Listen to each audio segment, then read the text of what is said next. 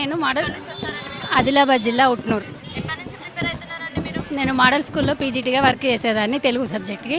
Notification రాగానే job మానేసి మరీ చదవడం మొదలుపెట్టాను. అయితే ఇప్పుడు గవర్నమెంట్ ఏం చేసిందంటే, ఇప్పుడు కేసీఆర్ గవర్నమెంట్ ఉన్నప్పుడు డిఎల్, జేఎల్, పీజీటీ 3 ఎగ్జామ్లకి ఒకటే ఎగ్జామ్ పెట్టింది. 3 పోస్టులకి ఒకటే జీఎస్ పేపర్ పెట్టిందండి. ఇప్పుడు ప్రతి ఎగ్జామ్లో మెరిట్లో ఎవరు ఉన్నారో వాళ్ళే ప్రతి పోస్ట్లో ఉన్నారు. డిఎల్లో వాళ్ళే ఉన్నారు, జేఎల్లో వాళ్ళే ఉన్నారు, పీజీటీలో వాళ్ళే ఉన్నారు.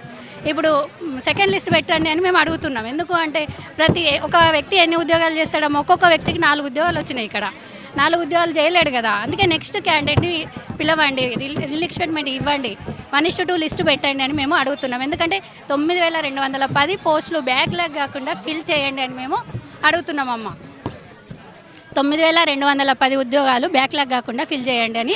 అప్పుడు రాసిన ప్రతి అభ్యర్థికి కూడా న్యాయం జరుగుతుంది, ఈ నిరుద్యోగం అనేది లేకుండా పోతుంది అని మేము కోరుకుంటున్నాం.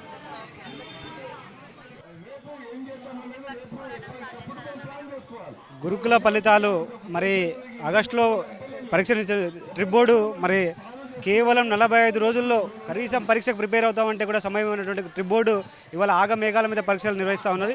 ఆగస్టులో మేము పరీక్షలు రాస్తే మళ్ళీ ఇవాళ సంపూర్ణమైనటువంటి న్యాయం జరగకుండా కొంతమందికే న్యాయం చేకూర్చే విధంగా మరి నోటిఫికేషన్లో ఇచ్చినటువంటి విధంగా వాళ్ళు ఫలితాలు విడుదల చేయకుండా మరి మధ్యలోనే వాళ్ళు రిలింక్విష్మెంట్ అనేటువంటి విధానం అమలు చేయకుండా గురుకుల బోర్డులకు అభ్యర్థులకు మరి చాలా తీవ్రమైన అన్యాయం చేస్తూ ఉన్నది.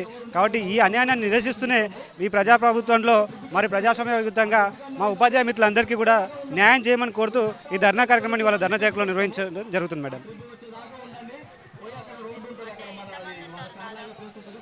మేడం గురుకుల ఉద్యోగాలు 9120 ఉద్యోగాల పోస్టులకి మరి దాదాపు 2.5 లక్షల మంది ఉద్యోగాలు ఎగ్జామ్స్ అప్లికేషన్ రాయడం జరిగింది. దాదాపు సుమారుగా 3000 ఉద్యోగాలు బ్యాక్లాగ్స్ ఏర్పడేటువంటి ప్రమాదం ఉన్నది. కాబట్టి ఎవరైతే అభ్యర్థులు మెరిట్ లిస్టులో ఉన్నారో వాళ్ళందరికీ కూడా ఖచ్చితంగా ఒక అభ్యర్థికి ఫర్ ఎగ్జాంపుల్ రిలింక్విష్మెంట్ అనేటువంటి ఇక్కడ నా చేతిలో ఏదైతే ఉన్నదో ఈ రిలింక్విష్మెంట్ అనేటువంటి విధానాన్ని అమలు చేస్తే ఈ ఎటువంటి బ్యాక్లాగ్స్ లేకుండా అందరికీ కూడా సంపూర్ణ న్యాయం జరిగేటువంటి అవకాశం ఉంది. 9210 పోస్టులు సంపూర్ణంగా కూడా భర్తీ చేసేటువంటి అవకాశం ఉంది.